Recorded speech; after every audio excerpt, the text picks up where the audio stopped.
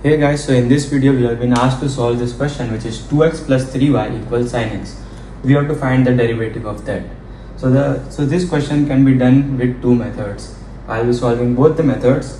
So first of all, let's solve the second method, which is not very much preferred. So the first method includes, we have to substitute this y, that 3y is equal to sin x minus 2x.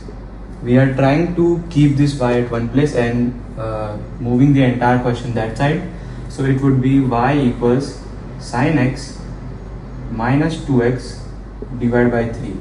Now we have to find dy by dx. So if we differentiate both sides, this would be dy by dx is equal to, this 3 is a constant, so it will come out, so it would be 1 by 3 d by dx of sin x minus 2x.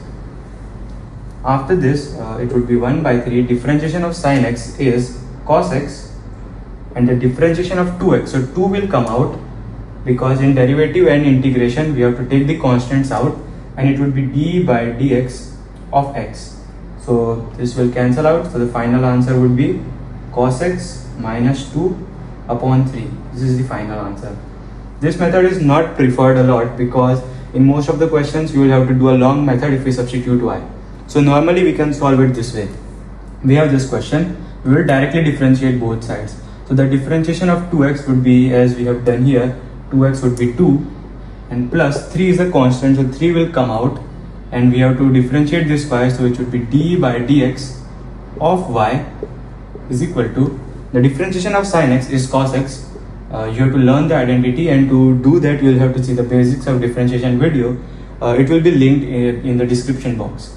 So if we solve this, it would be 2 plus, not 2, we will just substitute this dy by dx to the one side and we'll get our final answer. So it would be 3 dy by dx is equal to cos x minus 2. We took 2 to this side, and dy by dx will be equal to cos x minus 2 upon 3.